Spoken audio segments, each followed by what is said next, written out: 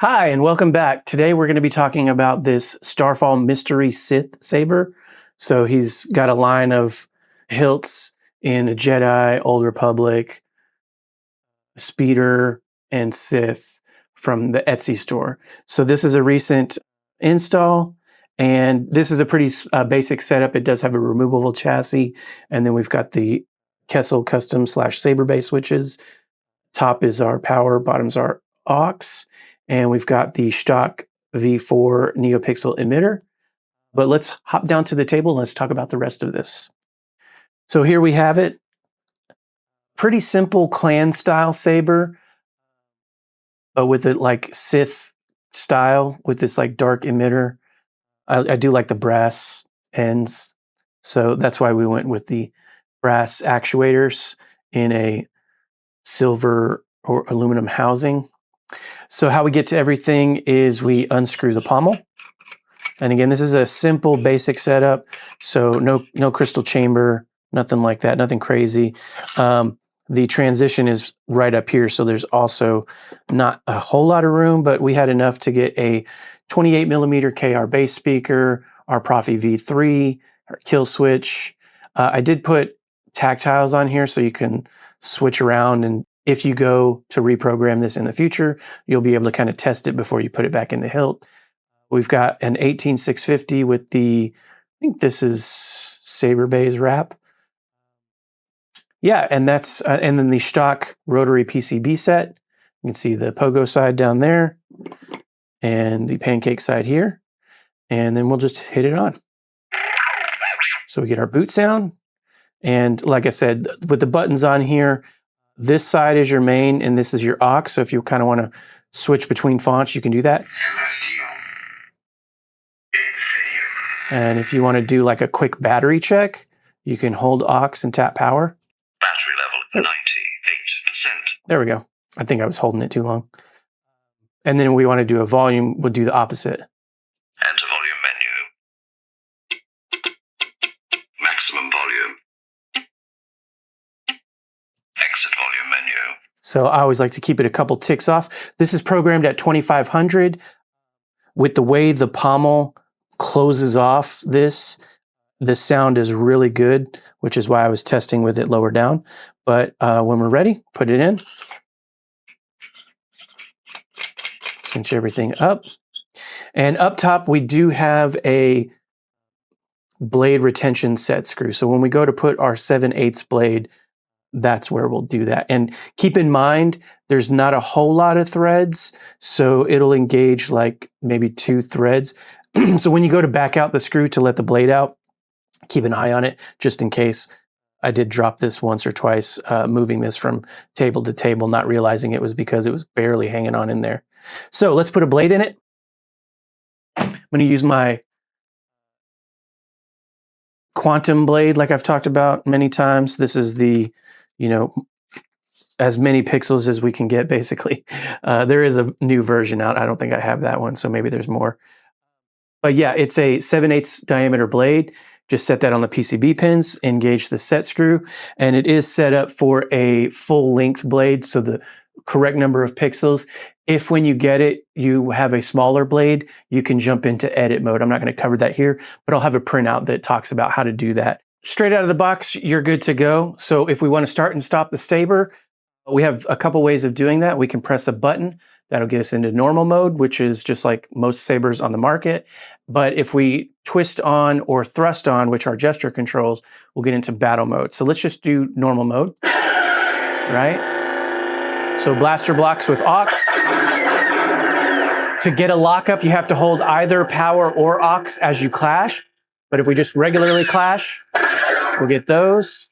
And if we hold and clash, for as long as you're holding that button, you'll be in a lockup. And again, lockups are also tip effects like melt or drag. But we do have, like I said, gesture control. So twist on and twist off. And then thrust on, which is sort of a sideways motion.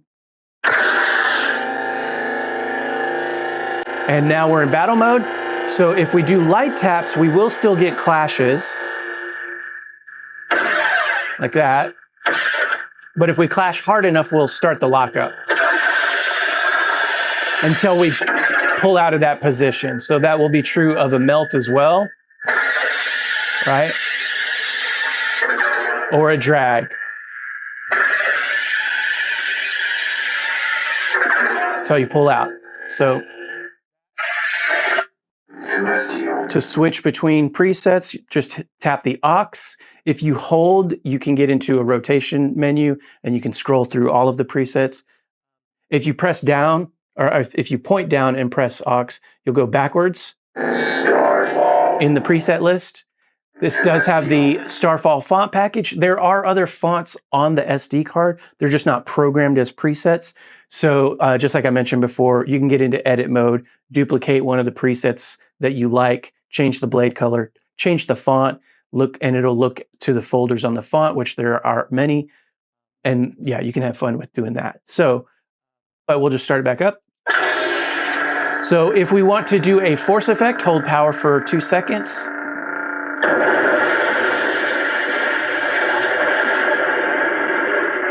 And I've programmed it to go either unstable or some variation like that to animate while the force is playing. Normally, like if you just do a FET 263, it'll go for like 30 seconds, and I find that kind of not in the spirit of things. But yeah, so it'll just do that. But if you want to switch between force player and quote player, point the hilt down, do the same thing, hold for 2 seconds. And now you notice it's not animating, but it is playing the quote effect. Not all of the Starfall fonts have quotes, but out of the box, it works in case you add fonts in the future, or if any of the other fonts came with quotes. I don't know that they do per se, but yeah, so to switch back, again, hold it down for 2 seconds in the downward position. And there you heard that force effect, and now it went unstable. So twist off. That same holding for 2 seconds in the blade off state will start and stop the track player. Now there's track player mode and then designated track. To get the designated track for each preset, you have to be pointed in the upright position, and it will only play that one track for that one preset. If you're in any other orientation, it'll start with the track player. You'll hear a little chime, and then it'll immediately start playing one of the tracks in the common folder. And I do that so that you can get to all of the tracks from any preset. You're not just limited to the tracks that came in the font folder. So let's demonstrate that real quick. There's the chime. Now, as I rotate the saber, it's going alphanumerically up and down the track list. So if I want to just stay on that one track and not worry about moving my saber, you can hit either aux or power and maybe a gesture depending on how you want it to behave after that. So there's that little, and now I can move it around, right? But if I want to stop it, same thing, hold it for 2 seconds. And again, Hero's Journey. If we want to play a designated track, we have to be pointed upright, right? And you can start and stop that designated track while the blade is on, but only that designated track. Select preset.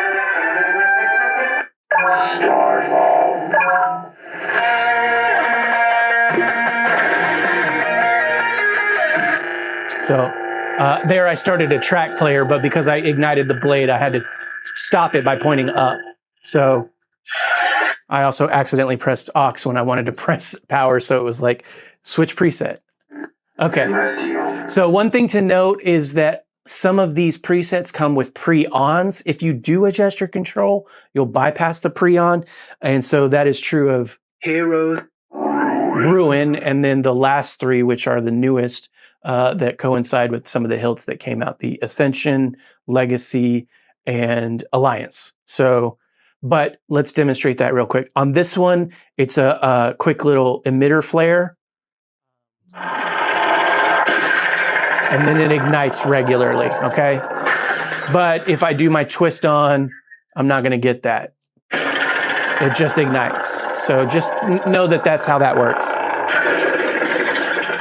You have to press the power button. reconcile. Show off a couple other things here.